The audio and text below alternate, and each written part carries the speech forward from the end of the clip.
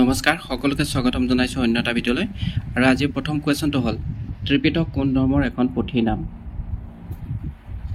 শুদ্ধ অপচনটো হ'ব অপচন বি বৌদ্ধ ধৰ্ম ত্ৰিপিটক বৌদ্ধ ধৰ্মৰ এখন পুথিৰ নাম নেক্সট কোৱেশ্চন নৰকাসুৰে প্ৰতিষ্ঠা কৰা বংশটোৰ নাম কি শুদ্ধ অপচনটো হ'ব অপচন ডি ভৌম বংশ নৰকাসুৰে প্ৰতিষ্ঠা কৰা বংশটোৰ নাম হ'ল ভৌম বংশ নেক্সট কোৱেশ্চন মেডাম মে ফি কেতিয়া পালন কৰা হয় শুদ্ধ অপচনটো হ'ব অপচন এ 31 জানুৱাৰী 31 জানুৱাৰী তাৰিখে মেডাম মে ফি পালন কৰা হয় নেক্সট কোৱেশ্চন মেকমোহন ৰেখাই তলৰ কোন দুখন দেশক ভাগ কৰে শুদ্ধ অপচনটো হ'ব অপচন এ ভাৰত আৰু চীন মেকমোহন ৰেখাই ভাৰত আৰু চীন দেশক ভাগ কৰে নেক্সট কোৱেশ্চন বিশ্ব পৰিৱেশ দিৱস কেতিয়া পালন কৰা হয় শুদ্ধ অপচনটো হ'ব অপচন বি 5 জুন তাৰিখে বিশ্ব পৰিৱেশ দিৱস পালন কৰা হয় নেক্সট কোৱেশ্চন অসম সাহিত্য সভাৰ প্ৰথম অধিৱেশন ক'ত অনুষ্ঠিত হৈছিল শুদ্ধ অপচনটো হ'ব অপচন এ শিৱসাগৰ জিলাত অসম সাহিত্য সভাৰ প্ৰথম অধিৱেশন অনুষ্ঠিত হৈছিল শিৱসাগৰ জিলাত নেক্সট কোৱেশ্চন চলচ্চিত্ৰলৈ ৰূপায়িত হোৱা প্ৰথম অসমীয়া উপন্যাসখনৰ নাম কি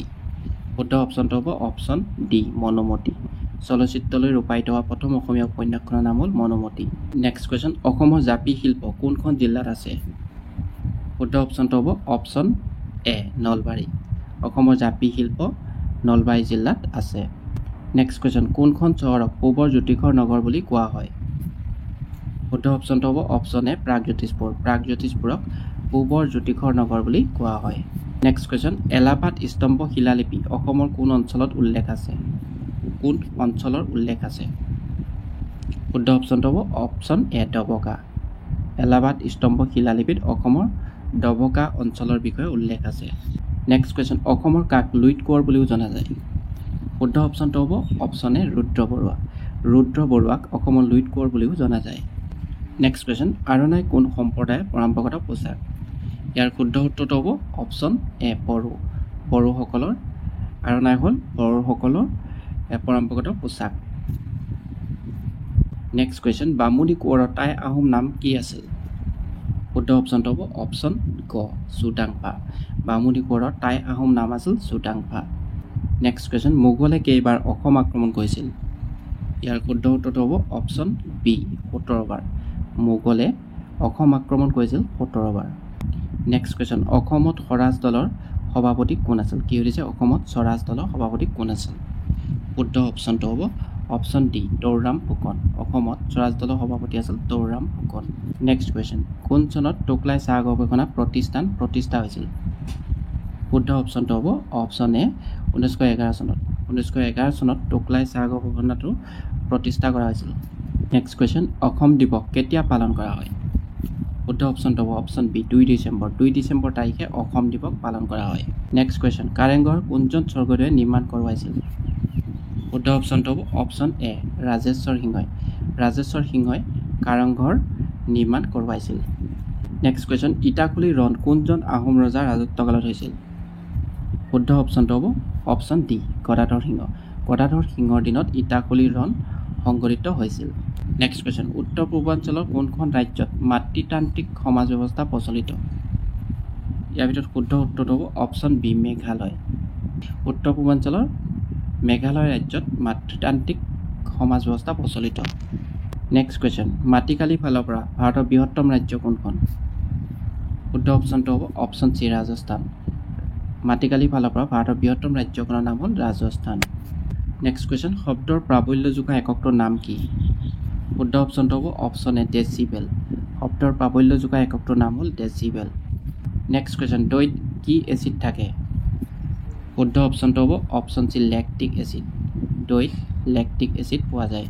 নেক্সট কুৱেশ্যন বলৰ এছআই একক কি অপচন ডি আছে জুল নিউটন কেলভিন ৱাট ইয়াৰ ভিতৰত কাৰেক্ট এনচাৰটো হ'ব অপচন বি নিউটন বলৰ এছআই একক হ'ল Newton next question Ayodhya Ram মন্দিৰৰ মুঠ উচ্চতা কিমান শুদ্ধ অপচনটো হ'ব অপচন এ 161 ফুট অযোধ্যা ৰাম মন্দিৰৰ মুঠ উচ্চতা হ'ল 161 ফুট নেক্সট কুৱেশ্যন কোনে প্ৰথম অসম উপত্যকা সাহিত্য বঁটা লাভ কৰিছিল শুদ্ধ অপচনটো হ'ব অপচন বি ডক্টৰ ভৱেন্দ্ৰনাথ শইকীয়াই প্ৰথম অসম উপত্যকা সাহিত্য বঁটা লাভ কৰিছিল নেক্সট কুৱেশ্যন সাহিত্য অকাডেমী বঁটা লাভ কৰা প্ৰথম অসমীয়া ব্যক্তিগৰাকী কোন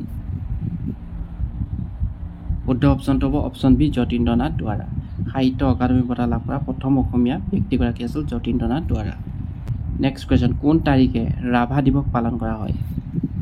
শুদ্ধ অপশ্যনটো হ'ব অপশ্যন ডি 20 জুন তাৰিখে। 20 জুন তাৰিখে ৰাভা দিৱস পালন কৰা হয়। নেক্সট কুৱেশ্যন, কোনজন আহোম ৰজাৰ দিনত ঘিলাধাৰী ঘাটৰ সন্ধি চুক্তি হৈছিল? শুদ্ধ অপশ্যনটো হ'ব অপশ্যন বি জয়ধ্বজ সিংহ। জয়ধ্বজ সিংহৰ সময়ত ঘিলাধাৰী ঘাটৰ সন্ধি চুক্তি হৈছিল। নেক্সট কুৱেশ্যন, গুপ্ত যুগৰ বিখ্যাত গণিতজ্ঞজনৰ নাম কি আছিল? শুদ্ধ অপশ্যনটো হ'ব অপশ্যন এ আৰ্যভট্ট। গুপ্ত যুগৰ বিখ্যাত গণিতজ্ঞজনৰ নাম আছিল আৰ্যভট্ট। নেক্সট কুৱেশ্যন, অসমৰ ভ্ৰাম্যমাণ থিয়েটাৰ জনক ৰূপে খ্যাত ব্যক্তিগৰাকীৰ নাম কি? শুদ্ধ উত্তৰটো হ'ব অপশ্যন চি অচ্যুত লহকৰ। অসমৰ ভ্ৰাম্যমাণ থিয়েটাৰ জনক ৰূপে খ্যাত ব্যক্তিগৰাকীৰ নাম আছিল অচ্যুত লহকৰ। নেক্সট কুৱেশ্যন, নৰ্মদা বচাও আন্দোলনৰ মূল নেতাজনৰ নাম কি আছিল? শুদ্ধ অপশ্যনটো হ'ব অপশ্যন ডি মেধা পাটেকাৰ। নেক্সট কুৱেশ্যন, ভাৰতৰ কোনখন ৰাজ্যক মন্দিৰৰ দেশ বুলি কোৱা হয়? কি সুধিছে, ভাৰতৰ কোনখন ৰাজ্যক মন্দিৰৰ দেশ বুলি জনা যায়? ইয়াৰ শুদ্ধ উত্তৰটো হ'ব অপশ্যন বি তামিলনাডু। তামিলনাডুক মন্দিৰৰ দেশ বুলি জনা যায়। নেক্সট কুৱেশ্যন, ভাৰতত পোনপ্ৰথমবাৰৰ বাবে ক'ত পঞ্চায়তী ৰাজ ব্যৱস্থা আৰম্ভণি হৈছিল? শুদ্ধ অপশ্যনটো হ'ব অপশ্যন এ ৰাজস্থান। ৰাজস্থানত পোনপ্ৰথমবাৰৰ বাবে পঞ্চায়তী ৰাজ ব্যৱস্থা আৰম্ভণি হৈছিল। নেক্সট কুৱেশ্যন, নাথুলা পাছ কোনখন ৰাজ্যত অৱস্থিত? শুদ্ধ অপশ্যনটো হ'ব অপশ্যন বি ছিকিম। নাথুলা পাছ ছিকিমত অৱস্থিত। নেক্সট কুৱেশ্যন, নিম্নলিখিত কোনটো ঘটনাক অসমৰ জালিয়ানৱালাবাগৰ গণহত্যা বুলি কোৱা হয়? শুদ্ধ অপশ্যনটো হ'ব অপশ্যন বি পথৰুঘাট ৰণ। পথৰুঘাটৰ ৰণক অসমৰ জালিয়ানৱালাবাগৰ গণহত্যা বুলি কোৱা হয়। নেক্সট কুৱেশ্যন, নামদাঙৰ শিলসাকো কোনে নিৰ্মাণ কৰাইছিল? শুদ্ধ উত্তৰটো হ'ব অপশ্যন ডি ৰুদ্ৰসিংহই। নেক্সট কুৱেশ্যন, সত্ৰীয়া নৃত্যই কোন চনত ৰাষ্ট্ৰীয় স্বীকৃতি লাভ কৰিছিল? শুদ্ধ অপশ্যনটো হ'ব অপশ্যন বি 2000 চনত। Next question, pyramids of India বুলি কোনখন ঠাইক জনা যায়?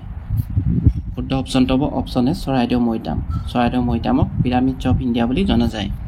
নেক্সট কুৱেশ্যন, বীৰ চিলাৰায়ৰ প্ৰকৃত নামটো কি? শুদ্ধ অপশ্যনটো হ'ব অপশ্যন চি শুক্লধ্বজ। বীৰ চিলাৰায়ৰ প্ৰকৃত নামটো আছিল শুক্লধ্বজ। নেক্সট কুৱেশ্যন, ভাৰতৰ দ্বিতীয়গৰাকী মহিলা ৰাষ্ট্ৰপতিৰ নাম কি আছিল? শুদ্ধ অপশ্যনটো হ'ব অপশ্যন চি দ্ৰৌপদী মুৰ্মু। ভাৰতৰ দ্বিতীয়গৰাকী মহিলা ৰাষ্ট্ৰপতিৰ নাম আছিল Draupadi Murmu. Next question, Walker Cup নিম্নলিখিত কোনটো ক্ৰীড়াৰ সৈতে জড়িত? শুদ্ধ অপশ্যনটো হ'ব অপশ্যন ডি গল্ফ।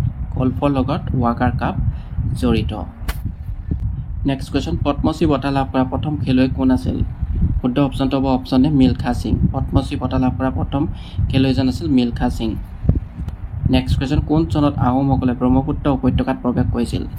ইয়াৰ শুদ্ধ উত্তৰটো হ'ব অপশ্যন চি 1228 খ্ৰীষ্টাব্দত। 1228 খ্ৰীষ্টাব্দত আহোমসকলে ব্ৰহ্মপুত্ৰ উপত্যকাত প্ৰৱেশ কৰিছিল।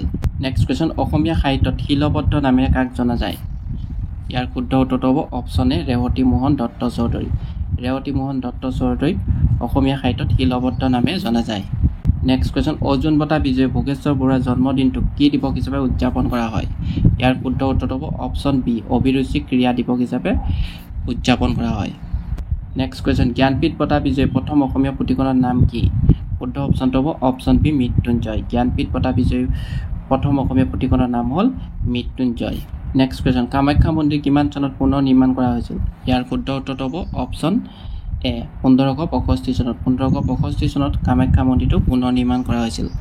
Next question, Brahmaputra cracker and polymer limited উদ্যোগটো ক'ত অৱস্থিত? ইয়াৰ শুদ্ধ উত্তৰটো হ'ব অপশ্যন চি লেপেটকাটা। ব্ৰহ্মপুত্ৰ ক্ৰেকাৰ আৰু পলিমাৰ লিমিটেড উদ্যোগটো লেপেটকাটাত অৱস্থিত। নেক্সট কুৱেশ্যন, অসমৰ পৰা বিভক্ত হোৱা প্ৰথম পূৰ্ণাংগ ৰাজ্যখনৰ নাম কি? ইয়াৰ শুদ্ধ উত্তৰটো হ'ব অপশ্যন এ নাগালেণ্ড। অসমৰ পৰা বিভক্ত হোৱা পূৰ্ণাংগ ৰাজ্যখনৰ নাম হ'ল নাগালেণ্ড। নেক্সট কুৱেশ্যন, নীতি আয়োগৰ মুখ্য কাৰ্যালয় ক'ত অৱস্থিত? ইয়াৰ শুদ্ধ উত্তৰটো হ'ব অপশ্যন বি নতুন দিল্লী। নীতি আয়োগৰ মুখ্য কাৰ্যালয় নতুন দিল্লীত অৱস্থিত। নেক্সট কুৱেশ্যন, আৰ্য সমাজৰ প্ৰতিষ্ঠাতা কোন?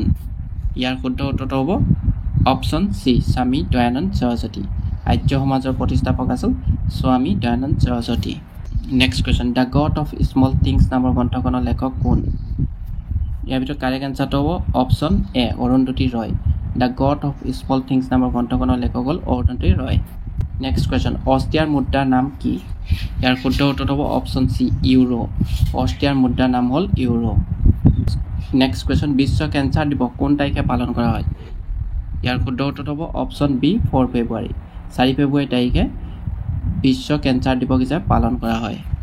নেক্সট কুৱেশ্যন, কাক এছিয়াৰ পোহৰ বুলিও জনা যায়? ইয়াৰ শুদ্ধ উত্তৰ হ'ব অপশ্যন বি গৌতম বুদ্ধ। গৌতম বুদ্ধক এছিয়াৰ পোহৰ বুলি জনা যায়। নেক্সট কুৱেশ্যন, মহাত্মা গান্ধীয়ে দক্ষিণ আফ্ৰিকাত প্ৰচাৰ কৰা বাতৰি কাকতখনৰ নাম কি আছিল? ইয়াৰ শুদ্ধ উত্তৰ হ'ব option C Indian opinion. Mahatma গান্ধীয়ে দক্ষিণ আফ্ৰিকাত প্ৰচাৰ কৰা বাতৰি কাকতখনৰ নাম আছিল Indian opinion. Next question, Guwahati চাহ নিলাম কেন্দ্ৰটোৰ প্ৰতিষ্ঠাপক কোন আছিল? ইয়াৰ শুদ্ধ উত্তৰ হ'ব অপশ্যন এ ধৰ্মানন্দ দাস। গুৱাহাটী চাহ নিলাম কেন্দ্ৰটোৰ প্ৰতিষ্ঠাপক আছিল ধৰ্মানন্দ দাস। নেক্সট কুৱেশ্যন, অশ্বমেধ যজ্ঞ সম্পাদন কৰা প্ৰথম বৰ্মন ৰজাজন কোন আছিল? ইয়াৰ শুদ্ধ উত্তৰ হ'ব অপশ্যন এ মহেন্দ্ৰ বৰ্মন। অশ্বমেধ যজ্ঞ সম্পাদন কৰা প্ৰথমজন বৰ্মন ৰজা আছিল মহেন্দ্ৰ বৰ্মন। নেক্সট কুৱেশ্যন, ৰাজ তৰংগনী পুথিখন কোনে লিখিছিল? ইয়াৰ শুদ্ধ উত্তৰ হ'ব অপশ্যন চি কলহান। কলহানে ৰাজ তৰংগনী পুথিখন ৰচনা কৰিছিল। নেক্সট কুৱেশ্যন, প্ৰথম অসমীয়া আলোচনী অৰুণোদয় কিমান চনত প্ৰকাশিত হৈছিল? ইয়াৰ শুদ্ধ অপশ্যনটো হ'ব অপশ্যন বি 1846। 1846 চনত অৰুণোদয় প্ৰকাশিত হৈছিল। Next question, Vivekananda rock memorial ক'ত অৱস্থিত? শুদ্ধ অপশ্যনটো হ'ব option D Tamil Nadu. Vivekananda rock memorial তামিলনাডুত অৱস্থিত। নেক্সট কুৱেশ্যন, সূৰ্য ৰশ্মিৰ পৰা পোৱা ভিটামিনবিধৰ নাম কি? ইয়াৰ শুদ্ধ উত্তৰ হ'ব অপশ্যন ডি ভিটামিন ডি। সূৰ্য ৰশ্মিৰ পৰা পোৱা ভিটামিনবিধৰ নাম হ'ল ভিটামিন ডি। নেক্সট কুৱেশ্যন, বিখ্যাত দাণ্ডি যাত্ৰাত ভাগ লোৱা অসমৰ ব্যক্তিগৰাকী কোন আছিল? শুদ্ধ অপশ্যনটো হ'ব অপশ্যন ডি লীলাধৰ বৰুৱা। বিখ্যাত দাণ্ডি যাত্ৰাত ভাগ লোৱা অসমৰ ব্যক্তিগৰাকী আছিল লীলাধৰ বৰুৱা। নেক্সট কুৱেশ্যন, কানাহা ৰাষ্ট্ৰীয় উদ্যান ভাৰতৰ ক'ত অৱস্থিত? ইয়াৰ শুদ্ধ উত্তৰটো হ'ব অপশ্যন ডি মধ্যপ্ৰদেশ। কানাহা ৰাষ্ট্ৰীয় উদ্যান ভাৰতৰ মধ্যপ্ৰদেশ ৰাজ্যত অৱস্থিত। নেক্সট কুৱেশ্যন, ইউনাইটেড কিংডমৰ মুদ্ৰাৰ নাম কি? ইয়াৰ শুদ্ধ উত্তৰটো হ'ব option B pound sterling. United কিংডমৰ মুদ্ৰাৰ নাম হ'ল পাউণ্ড ষ্টাৰ্লিং। নেক্সট কুৱেশ্যন, পৃথিৱীত বায়ুমণ্ডলত সৰ্বাধিক পৰিমাণে থকা গেছবিধৰ নাম কি? ইয়াৰ শুদ্ধ উত্তৰটো হ'ব অপশ্যন চি নাইট্ৰজেন। পৃথিৱীত বায়ুমণ্ডলত সৰ্বাধিক পৰিমাণে থকা গেছবিধৰ নাম হ'ল নাইট্ৰজেন। নেক্সট কুৱেশ্যন, গান্ধীজীৰ ৰাজনৈতিক গুৰু তল কোনজন? শুদ্ধ অপশ্যনটো হ'ব অপশ্যন বি গোপাল কৃষ্ণ গোখলে। গান্ধীজীৰ ৰাজনৈতিক গুৰুজনৰ নাম আছিল Gopal Krishna Gokhale. Next question, Davis Cup কি খেলৰ লগত জড়িত? শুদ্ধ অপশ্যনটো হ'ব option B tennis. Davis Cup tennis খেলৰ লগত জড়িত। নেক্সট কুৱেশ্যন, গুপ্ত বংশৰ শাসনকালত কোনজন চীনা পৰিব্ৰাজক ভাৰত ভ্ৰমণ কৰিছিল? ইয়াৰ ভিতৰত কাৰেক্ট এনচাৰটো হ'ব অপশ্যন চি ফাহিয়ান। গুপ্ত বংশৰ শাসনকালত চীনা পৰিব্ৰাজক ফাহিয়ানে ভাৰত ভ্ৰমণ কৰিছিল। নেক্সট কুৱেশ্যন, ভাৰতীয় জাতীয় কংগ্ৰেছৰ প্ৰথমগৰাকী মহিলা সভাপতি কোন আছিল? ইয়াৰ শুদ্ধ অপশ্যনটো হ'ব অপশ্যন বি এনি বেচেণ্ট। ভাৰতীয় জাতীয় কংগ্ৰেছৰ প্ৰথমগৰাকী মহিলা সভাপতি আছিল এনি বেচেণ্ট। নেক্সট কুৱেশ্যন, কোন চনত প্ৰথম ঘূৰণীয়া মেচ মেল অনুষ্ঠিত হৈছিল? ইয়াৰ শুদ্ধ উত্তৰটো হ'ব অপশ্যন চি 1930 চনত। 12 নৱেম্বৰ 1930 চনত প্ৰথম ঘূৰণীয়া মেচ মেল অনুষ্ঠিত হৈছিল। নেক্সট কুৱেশ্যন, দামোদৰ নদী বান্ধ ক'ত আছে? ইয়াৰ শুদ্ধ উত্তৰটো হ'ব অপশ্যন বি পশ্চিমবংগ। দামোদৰ নদী বান্ধ পশ্চিমবংগত অৱস্থিত। নেক্সট কুৱেশ্যন, অসমৰ আঞ্চলিক কৃষি গৱেষণা কেন্দ্ৰটো ক'ত অৱস্থিত? ইয়াৰ শুদ্ধ উত্তৰটো হ'ব অপশ্যন এ তিতাবৰ। অসমৰ আঞ্চলিক কৃষি গৱেষণা কেন্দ্ৰটো তিতাবৰত অৱস্থিত। নেক্সট কুৱেশ্যন, যোৰহাট সাৰ্বজনীন সভাৰ প্ৰতিষ্ঠাপক কোন আছিল? ইয়াৰ শুদ্ধ উত্তৰটো হ'ব অপশ্যন চি জগন্নাথ বৰুৱা। যোৰহাট সাৰ্বজনীন সভাৰ প্ৰতিষ্ঠাপক আছিল জগন্নাথ বৰুৱা।